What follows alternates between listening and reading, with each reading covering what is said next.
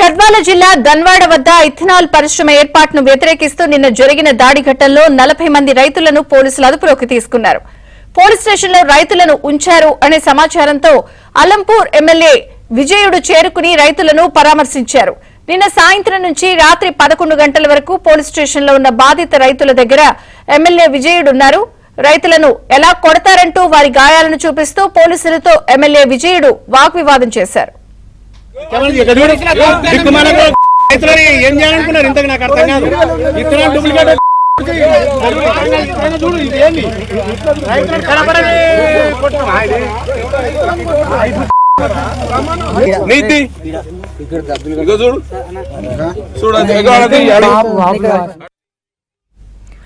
రైతులను అరెస్ట్ చేసిన తీరు చాలా దారుణమని, వాహనాల్లో వారిని తరలించి కనీసం మంచినీళ్లు కూడా ఇవ్వకుండా రైతులను కొట్టారని ఎమ్మెల్యే విజయుడు ఆరోపించారు. ఇథనాల్ ఫ్యాక్టరీ నిర్మించొద్దు అంటూ మంత్రులు సీఎం రేవంత్ దృష్టికి తాను స్వయంగా తీసుకెళ్లానని ఎమ్మెల్యే విజయుడు తెలిపారు.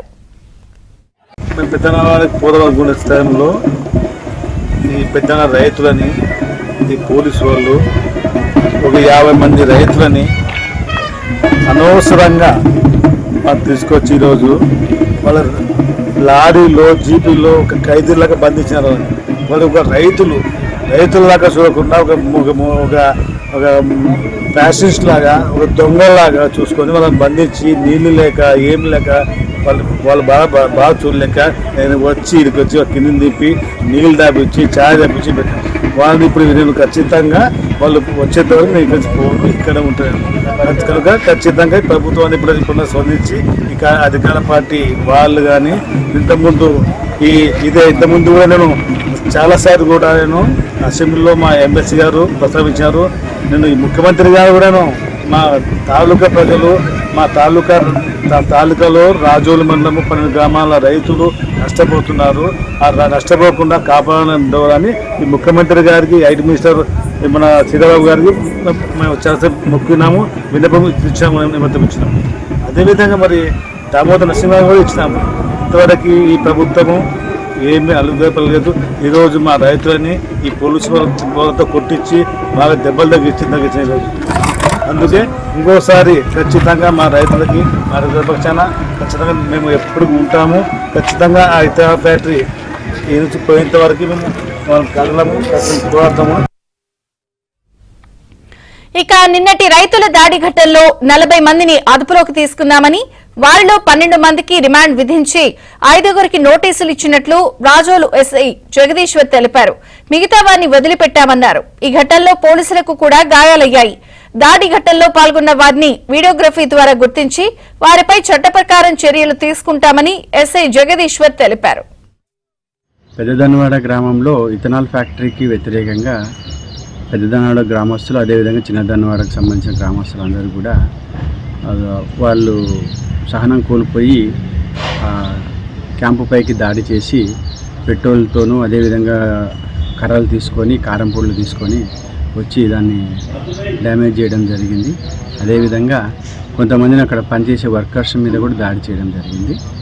అందులో బాగా కంట్రోల్ చేసే భాగంలో పోలీసుల మీద కూడా రాళ్ళు రువ్వారు, కొంతమంది కట్టాలతో కూడా కొట్టడం జరిగింది. దానిపైన రాజోలి పోలీస్ స్టేషన్లో కేసు నమోదైంది. అందులో భాగంగా 12 మందిని మేము రిమాండ్గా తరలించడం జరిగింది ఈరోజు. ఇంకా చాలామంది ఉన్నారు, వీడియోగ్రఫీ కూడా ఉంది. వీడియోస్ అన్నీ పరిశీలించిన తర్వాత దాంట్లో ఎవరెవరైతే ఇన్వాల్వ్ అయ్యారో వాళ్ళందరినీ కూడా చట్ట ప్రకారంగా ఏం చేయాలనేది ఆఫీసర్ల నోటీసులో పెట్టేసి కూడా మేము చేస్తాము. ఎవరు కూడా చట్టాన్ని చేతుల్లోకి తీసుకోవద్దని చెప్పేసి ప్రజలకు మేము సూచిస్తున్నామండి. ఇంకా 5 మెంబర్స్ కూడా నోటీసులు ఇవ్వడం జరిగింది. గ్రావిటీ తక్కువ ఉన్న వాళ్ళ మీద, అదేవిధంగా దాంట్లో తీవ్రత కలిగినటువంటి వాళ్ళందరినీ కూడా రిమాండ్ చేయడం జరిగింది. చాలామంది పరారీలో ఉన్నారు.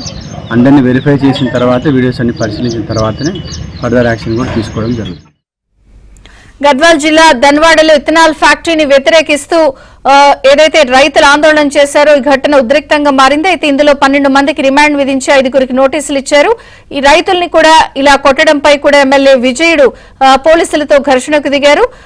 ప్రభుత్వం దృష్టికి కూడా తీసుకెళ్తామన్నారు. రైతులను అరెస్ట్ చేసిన తీరు దారుణమని లేటెస్ట్ అప్డేట్స్ బసవరాజు అందిస్తారు. బసవరాజు.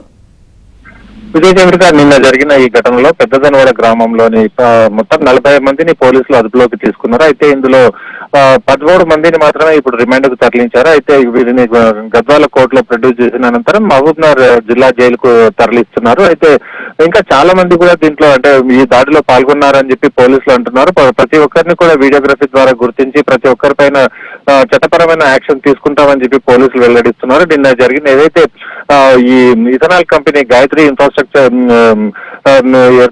ఏర్పాటు చేయనున్న ఇథనాల్ కంపెనీకి వ్యతిరేకంగా పెద్ద ఎత్తున అక్కడ గొడవ చెలరేగింది. అయితే మొదటి నుంచి కూడా ఇక్కడ ప్రభుత్వం అనుమతించినప్పటికీ ఏదైతే ప్రజాభిప్రాయ సేకరణ జరగలేదు, అదేవిధంగా ప్రజల్లో కూడా విశ్వాసం తీసుకోలేదు అన్న ఉద్దేశంతో శాంతియుతంగా నిరసనకు దిగాము. అయితే శాంతియుత నిరసనను పోలీసులు అత్యుత్సాహంతో మమ్మల్ని అరెస్టు చేయడం వల్లనే అక్కడ కొంత ఉద్రిక్తత ఏర్పడి ఇంత గొడవకు దారి తీసిందని చెప్పి అక్కడ రైతాంగం ఆవేదన వ్యక్తం చేస్తున్నారు. మొత్తానికి ఎటువంటి పరిస్థితుల్లో కూడా ఇక్కడ ఇథనాల్ కంపెనీ ఏర్పాటు చేయవద్దు అనే డిమాండ్ వారిలో వినిపిస్తుంది. ఈ నేపథ్యంలోనే జరిగిన గొడవలో అంటే దాదాపు 17 మంది దీంట్లో పోలీసులు ఉన్నారు, అదేవిధంగా ఈ ఇథనాల్ కంపెనీకి చెందిన ప్రతినిధులు కూడా ఉన్నారు. మొత్తం 17 మందికి గాయాలైనట్లు ఎఫ్ఐఆర్ లో నమోదు చేశారు. అయితే ఈ గాయాలైన వారిని ఆసుపత్రికి తరలించి చికిత్స అందించారు. అదే వీరిలో తీసుకున్న కంప్లైంట్ ప్రకారమే మొత్తం ఇప్పటికి 40 మంది పైన అంటే 13 మందిని రిమాండ్ కి తరలించినట్టు వెల్లడించారు. విజయ చంద్రిక.